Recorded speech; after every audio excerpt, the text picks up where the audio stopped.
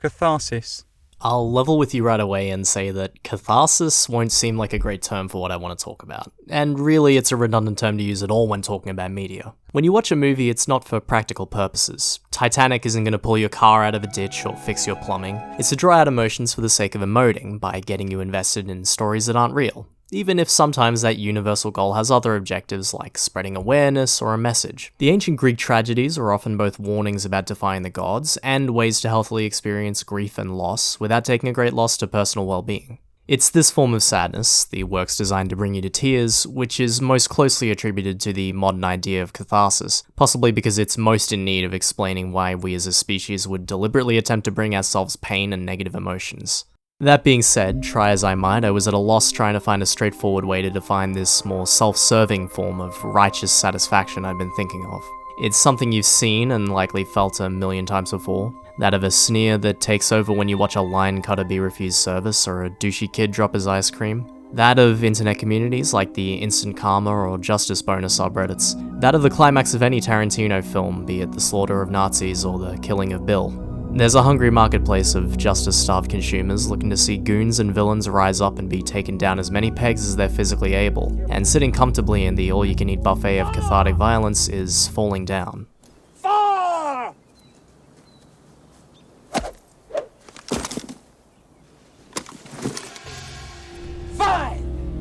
It was a movie that did decently well in cinemas back in its 1993 release, taking up the seat Groundhog Day left behind on its way out of the box office and earning just shy of $41 million off its $25 million budget. All the same, while it might pain some people to hear this, 1993 was a long time ago to me and to many of its fans. I wasn't alive, and needless to say, just about all of the other 20-somethings who loved the film didn't see it anywhere near its original run. Its resurgence and positive reception among a new audience can mostly be attributed to two main things. The first would be the creation of the new incel canon following the release of Joker, and the second would be a wealth of weirdly popular YouTube clips, consistently hitting multiple millions of views and punching above its weight considerably. I found Falling Down somewhere between the two, hearing its name in passing during the fear campaigns of 2019, and seeing, as 3 million others have, the final moments of the main character after it drifted in my recommended videos. I'm the bad guy? Don't worry, I'm not here for the circle jerk take you can find in any number of big brain comments left on the movie's clips, which claims D-Fens is actually the good guy of the story. His journey is fascinating to watch, and in a lot of cases his anger is justified.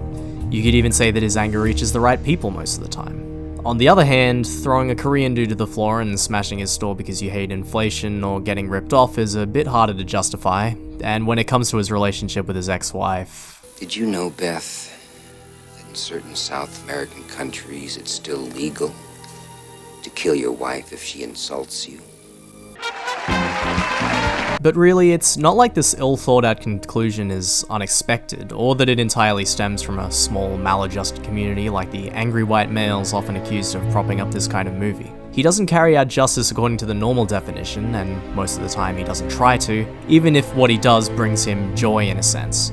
Now you're gonna die wearing that stupid little hat. How does it feel? But justice as a concept is almost entirely relegated to fiction at this point. The viral justice seekers of this world don't care much for proportion either, and on a macro level, the people rewarded with the most in modern society can hardly be described as the most deserving of it, be it the slave drivers of transnational corporations or the horde of vapid celebrities with nothing valuable to offer. You should be rewarded for that. Instead they give it to the plastic surgeon, they lied to me.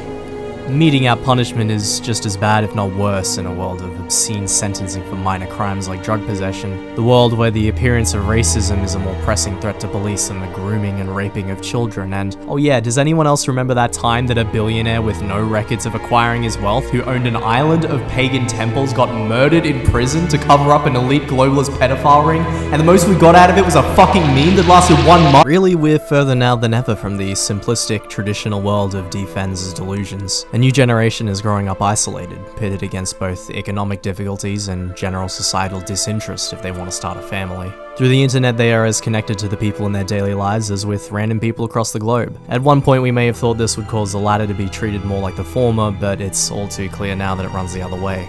Lack of empathy breeds modern advancements in vigilantism. doxing people to expose their identity, track their address, relentlessly harass them, and, most relevant to Falling Down, usually get them fired from their jobs. I was not economically viable. No. These relentless campaigns of bullying which defy all borders all share a straightforward goal: to make someone a conspicuous stranger in their own environment. A cruel and existential punishment which even the law struggles to identify, and with, as philosophers had already predicted, a high turnover of suicide. That was a lot of words to say that it's entirely right to be discussed with society, and Falling Down also points a finger at those who unquestioningly go along with its whims. The often forgotten actual protagonist of the movie, Detective Prendergast, is a man who's been forced into submission from every angle. His weakness is cowardice. He's an older guy with a soft and uncontroversial personality, which makes him seen as a joke by his work colleagues and given no independence from his extremely cautious wife. It is only when he rejects his position in the status quo and stands up for himself, breaking the social code with uncouth language. Amanda, shut up. And yes, with some measured violence, that Prendergast becomes the hero of the story. He brings us the restrained catharsis that, unlike the righteous blaze of anger from Defense, we can call morally correct, showing that while the violence of the film's most well-remembered scenes aren't ungrounded, they are lacking in the justification that rational men can more accurately judge. And really, isn't that all we as honourable human beings should aspire to be?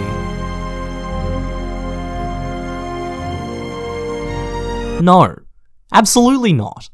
Cathartic violence relies on the defeat of the villain, and while Defense isn't the hero some people make him out to be, in a roundabout way he isn't the bad guy of the story. He isn't a helpless sap, he isn't a skinhead, he's not a psychopath, not anything the police can even profile. Did he strike the little girl?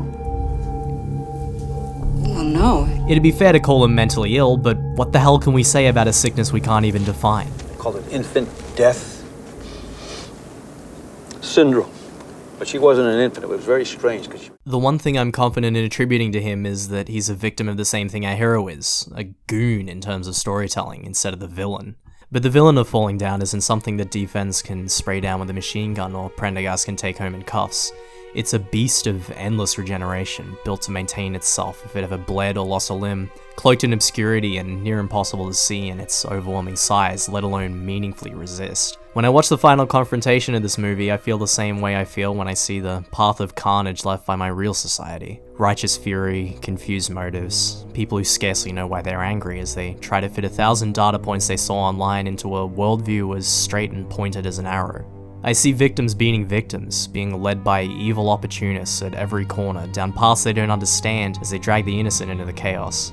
I see the vague outline of what they're aiming for, its inhuman form unblemished and unaffected as the violence rages on. Despite appearances, it's far from the kind of thing you'd pair with the self-gratification of a Tarantino movie, but it is certainly in line with what the tragedians of the world would call catharsis.